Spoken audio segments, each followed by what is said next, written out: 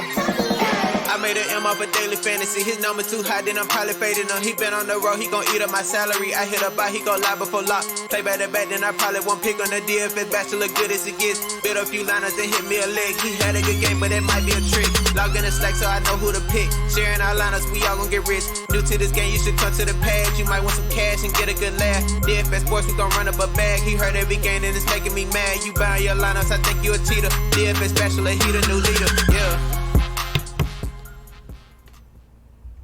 What's up, everyone? Welcome back to the Bachelor Pad. I, of course, am your host of DFS Bachelor, and we're going to go over our Fanduel and Draftkings NBA slate for Wednesday, August 12th. It's a 4-game slate, and honestly, it's probably going to be a shit show. So we're going to do our best to go over it. I do apologize. I'm a bit lethargic. I'm pretty under the weather. I started getting pretty sick today, so I apologize for kind of making this a little bit shorter and not as energetic. I'm just really not feeling too well. First things first, thank you for all your support. I really do appreciate it. Like, all of you guys watching the show, I know that these slates suck here at the end of this week before the playoffs start. I know that they're hard to stomach and good information is tough, and we don't know what these coaches are going to do. So just you guys coming, stopping by and checking out the video and liking the video, which helps the show more than you know. Please hit that like button. I really appreciate that. It means a lot, so thank you so much. If you're new to the channel, welcome to the team. Be sure to hit that subscribe button down below. I really appreciate that. NBA, WNBA, sometimes Major League Baseball when I can stomach it, and of course NFL season is just a little bit less than a month away. We are 1 day shy of 1 month away from 29 days, 30 days until that opening Thursday night game. So pretty excited there. So we'll have all sorts of NFL content. Of course, I'll be over at sportsbookreview.com.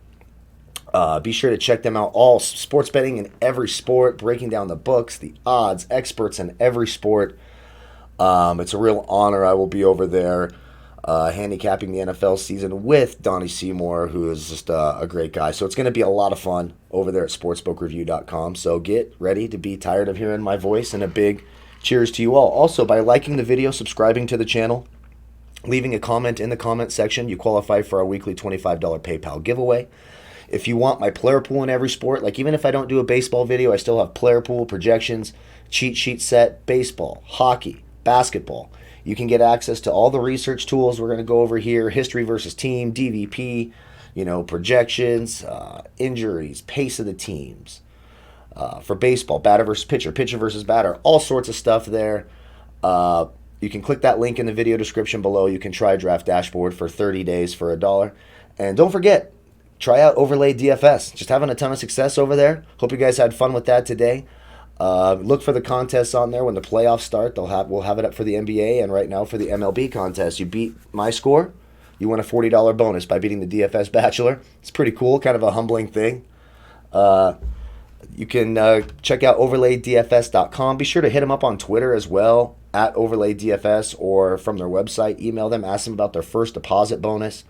They do some really cool stuff too, where if you're playing a jackpot game and you don't cash for a certain amount of entries in a row, they refund you your entries. All sorts of fun stuff. It's a smaller site, great group of people. Be sure to check out overlaydfs.com. For any news, information, for all the slates, everything we got going on, I do my best to have it up on my Twitter feed. You can follow me on Twitter at DFS Bachelor. So let's get right into it. Again, first, this is for a lot of these teams, it's their second to last game. Again, the regular season ends on Friday. The playoffs begin on Monday. There'll be those play-in games between the 8 and the 9 seed in the West. Right now, San Antonio, Phoenix, and Portland and Memphis are all battling for those 8 and 9 seed spots, and then they'll do a 3-game playoff. Again, the 8 seed has to win one time. The 9 seed has to beat the 8 seed twice. There's not a lot for these teams to play for tomorrow. I suppose if you're the Sixers, you'd love to move up to that 5 spot and play against Miami, even though Miami kind of has their number on occasion, but you'd certainly rather play Miami than Boston in the first round, especially with all the injuries piling up for Philly. Philly is playing tomorrow on a back-to-back. You've got Toronto locked into the 2 seed. We've kind of seen how they've responded to this, playing their starters a half, resting them, etc. That Clippers-Denver game could be interesting. That's a battle for the 2 seed there. It's pretty unlikely Denver catches them, but a win tomorrow would put them a half game back. And so that could be interesting. But we even saw Denver wasn't that worried about it against the Lakers. In that close loss, they let the Lakers play their starters while they were throwing out their second unit. Bull was out there in the closing minutes. Of course, Kuzma hit that 3 over him. So you're going to see tomorrow's a raw points type of day. You're going to see a lot of teams play their starters for a half, 20, 25 minutes. Then you're going to see some bench players. So it's kind of ugly. I'm not going to blame you if you don't even play the damn slate because, quite frankly, I won't be putting a lot of money on it either. Oklahoma City, for example, they can't go any higher than the 5 seed. Houston's already locked up their division. So I guess they could it's just Chris Paul, yeah, I mean, for a half, maybe they gives him 26, 27 minutes. He's 7-7 and 8-2. I suppose I could go there. I think you can throw the DVPs out the window. I think you can throw the hit percentages out the window. It's really just going to be a sort of a game flow, game theory type situation, how we think it's going to go. I don't think Toronto's going to, I think certainly it's going to be some sort of dress rehearsal. They play again on Friday in the last game of the play-in bracket. So this would probably be the game where they'll play some of their starters a few more minutes. The Pacers would certainly like to stay in that 5 spot, so I do think the Pacers have something to play for. Malcolm Brogdon's been questionable nearly every game. Russell Westbrook will not be in for Houston tomorrow. He played today. He's resting tomorrow. James Harden will be back tomorrow. So Malcolm Brogdon, I could certainly go there. Jamal Murray, again, I don't think he plays a full minutes load. He's not going to have a full load tomorrow. So he's gonna go in half-cocked. There you go, title of the sex tape. I know it's so dumb, but I like stupid comedy. Goran Dragic for Miami, 5-5 and 5-3. I could go there. Austin Baby Boy Rivers, there he is. After I bashed him the other day, and he goes out and has the best game of his fucking career. Of course, I mean, why the hell not? But I do think he's a bit overpriced. Maybe if you want to play him at 4-8 on DraftKings, again without Westbrook there, he'll see the minutes, and it's not like they're overly concerned if Austin Rivers is healthy going into the postseason. I mean, he's a key piece of the rotation, but it's not like their title chances are dashed if they risk the health of Austin Rivers. Kendrick Nunn, I think he's got to quarantine more, but I guess we'll find out tomorrow if he's going to play for Miami. Shake Milton will start. He'll play a few minutes, of course, without Ben Simmons there. Josh Richardson will probably be back tomorrow for them. We'll have to see how Philly handles it. They rested all their guys today, with injuries. Horford, Tobias Harris, of course, Embiid. Richardson, of course. So Shake Milton, 4-7. I won't go the 5-4 on DraftKings. That's ridiculous. Monty Morris, 4-1 and 4-2. I could go there for some value. A little bit of Aaron Holiday in a paced-up game against Houston. Could be a high-scoring game. Houston, I suppose they could mathematically catch Denver for the 3 seed. Then they would play Utah instead of Oklahoma City. Does that really matter? I mean, the thing is, James Harden is just notorious for playing a ton of minutes. So Reggie Jackson could be good for the Clippers. I know Patrick Beverley's probably going to be out tomorrow. They've been starting Landry Shamet because Doc Rivers does dumb shit like that. I mean, Landry Shamet is just terrible. But, hey, they like to start him. He's 3-8 on Fanduel. I love that price there. 5-1 on DraftKings. That's crack. That's just smoking crack. But, again, it's a raw points type of day. So if you think he's going to get 30 minutes, which he very well could, against a Denver team where he's got 3 straight 30s against him, I suppose I could go there as well. Let's go to shooting guard. So I like Harden. I do think even if he doesn't hit value, if he gets 40 could be, in terms of high-priced guys, it could be one of the better scores, especially if they're, the big names aren't playing a ton of minutes. A 70 and a 59 his last couple of games against the Pacers, so I could go to James Harden. Jimmy Butler, like I said, I do think that Miami has a little bit to play for here. I think they want to stay in that 4-5 range. They can't move up to 3. They could drop to 5. I'm looking at the math. I guess they could theoretically drop to 6. I'm not totally hip on the tiebreakers between them and Philly.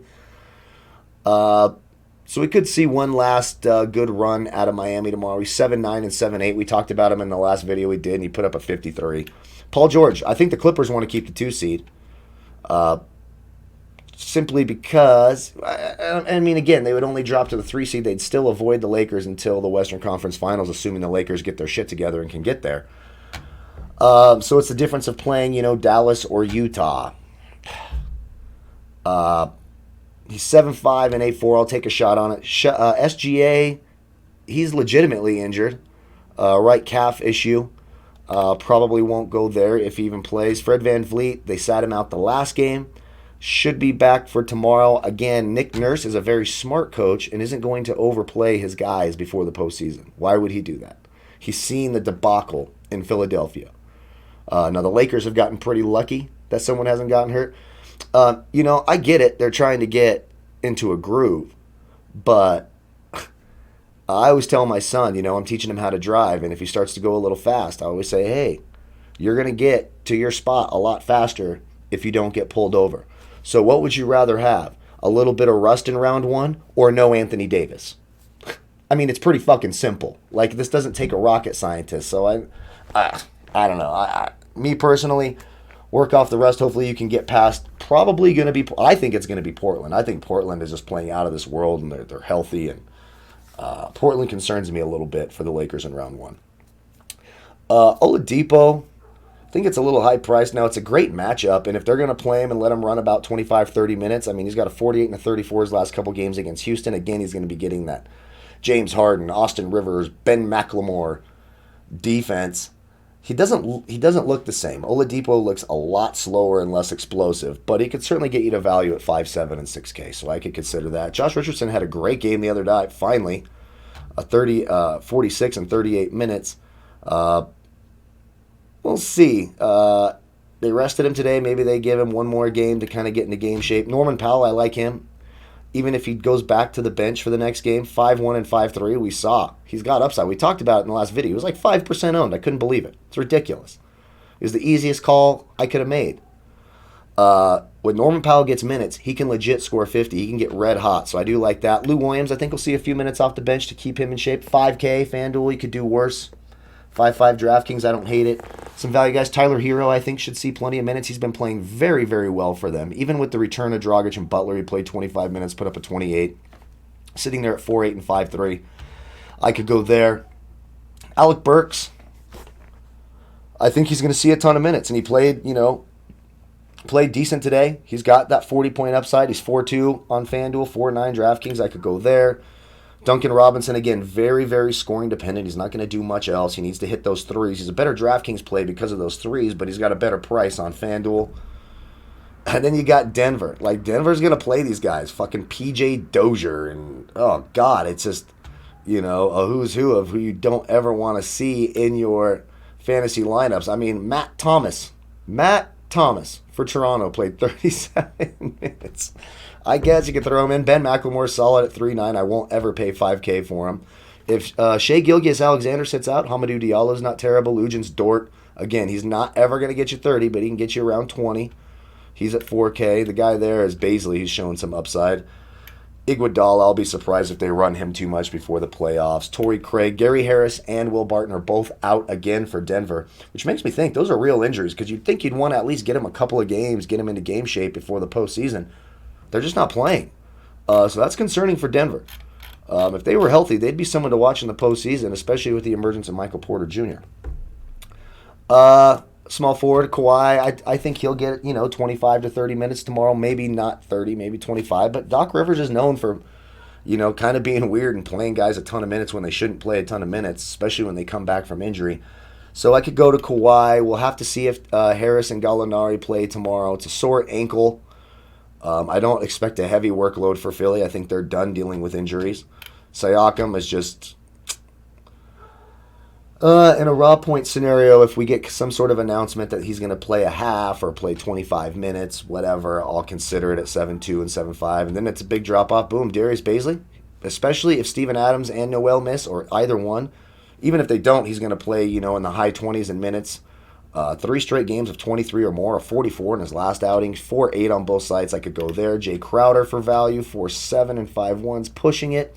Daniel House should be back tomorrow. He's got some sort of toe issue.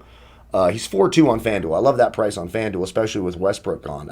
We'll see if Eric Gordon comes back tomorrow. I would imagine Eric Gordon would be pretty limited coming back with that. He's just been too injured. They'd love to have his bench scoring or even his spacing in the starting lineup come the postseason. He fits right in with their game style, of course. But Daniel House is 5-6 on DraftKings. Ugh, no thanks. OG Anunoby, he's fucking frustrating because if I sit here and go, you know what, I'm sick of playing OG Anunoby and getting 20 points, he'll go out and get like 65. He does weird shit like that. He does have a 4. Look at his last 3 games against Philly. It's a perfect example. A 23, a 49, and a 10. Fucking OG Anunoby, seriously, in terms of fantasy. Derek Jones Jr., if Miami decides to let some of their bench play, he's got some upside. We saw in 20 minutes he threw up a 30. Matisse Thybulle is going to see plenty of minutes, especially, I mean, if they start all their starters and they're like, we're giving them a final run, including Embiid, which would be horrifically stupid by Brett Brown, but Brett Brown is horrifically stupid as a coach. So there you go. Thybulle should see some minutes, 3-7 and 3-6. I could go there. If the Pacers go with their B team and just kind of rest their starters, don't play Oladipo or Brogdon, TJ Warren is questionable. I think TJ Warren's going to miss tomorrow with that foot issue. Justin Holiday could see some more minutes, so I could consider him as well. That's it. Let's go to power forwards. Power forwards, Bam, in a raw point scenario, yeah, especially if Oklahoma City is going to be thin in the front court again. In 2 of his last 3 games, he's only played 21 and 22 minutes, so they're going to be careful with Bam. Miami like to be healthy. They think they can make a run. They're kind of a sleeper team in the Eastern Conference. So that's something we'll have to wait and see on. Covington, it's a back-to-back. He just plays a ton of minutes. 6'8" on both sides, sure. Michael Porter Jr. came back to earth a little bit. And again, Denver, you saw what Coach Moore did. Coach Malone, rather, excuse me. 7-9 on FanDuel, 7-6 on DraftKings. Played 24 minutes the last game after playing huge minutes the previous 3 games and scoring, or 4 games, scoring in the 50s, of course. So he's got that upside. We've seen it. It just, is Malone going to play them all those minutes from what they did in that last game against the Lakers? I don't think so, so I think that's overpriced. Horford, Ibaka, and Noel, all questionable. Again, you can follow me on Twitter. As soon as I know, you guys will know. Marcus Morris has turned it around after a bad start. 4 straight games of 25 or more. He's 4-6 and 5-2. I could go there. Paul Millsap. He'll play around 20-some minutes. He's 4-6 FanDuel. I could do that. 5K on DraftKings, probably not. He'll play a few more minutes, probably, maybe. If Jeremy Grant doesn't play, he's dealing with a foot issue, ankle issue, or sore right knee, excuse me. So he's pretty questionable for tomorrow. I don't know why they would worry about rushing him back in a game that doesn't mean all that much. Of course, they are desperate for that 2 seed. Jeff Green, I like Jeff Green a lot. The bench players for Houston, I like a lot. He's got upside. He's playing, in the low to high 20s in minutes. 4K and 4-4, I could go there. If Noel and Steven Adams are out, then Mike Muscala will find himself in the starting lineup playing a lot of minutes. And Mike Muscala can hit some shots. His last couple of games, 27, 23 minutes, 17 and 24. I could consider that. Rondé Hollis-Jefferson for Toronto. He and Chris Boucher, who went absolutely ham, are both in play because I just don't think Nick Nurse is an idiot. I think Nick Nurse is a smart coach, and he won't run his guys out there for all those minutes. Joel Embiid, if he plays, I'll be shocked. Jokic, I don't think he'll get enough minutes to justify that price. Miles Turner is also questionable for the Pacers. So guys like Jakar Sampson could see more minutes. Zubats, I think he'll play about the same that he always does. And you can see in 24 minutes, he's got 40-point upside. He's played 24 minutes in 3 straight games, a 44, 30, a 29, and a 32. Tougher matchup against Jokic tomorrow, absolutely. But he could be in play. Chris Boucher, I think he's going to be very popular. He's 4-6 on both sides. He went off for a 53 in 29 minutes. Now, he can also do some boneheaded shit out there and not score a ton of points, so it's not like he's a lock. But especially if Ibaka is going to miss again, Chris Boucher is going to see plenty of minutes, as will Rondé Hollis-Jefferson. Marcus All, again, will play around 20 minutes, score around, high teens, mid-20s. Kelly Olynyk, really like this if Steven Adams misses again, which I think he's already been ruled out for tomorrow. No, he's not. He's still questionable. Kelly Olynyk's too cheap on FanDuel at 4-3. 5-2 on DraftKings, I could consider that. Mason Plumlee and Bull will see some minutes in the front court for the Nuggets. PJ Tucker's always going to play a ton of minutes. He's at 3, 8, and 4, 7. I could do that as well. So that's our early look at each position. Again, I'll have my full player pool broken down with projections, etc. tomorrow. You can get access to this tool, my player pool for all the sports. Use it in the mass lineup generator, the lineup optimizer, the late swap optimizer, however you wish to do it. You can click that link in the video description below. You try Draft Dashboard for 30 days for $1. When you use my link in the video description, that's when you get my player pool. How you find it is you will click on your own Watched Players tab over here on the left. If you don't have this showing up, if you're not zoomed out enough, go to the menu bar in the top left here, and then go to your Watch Players right there.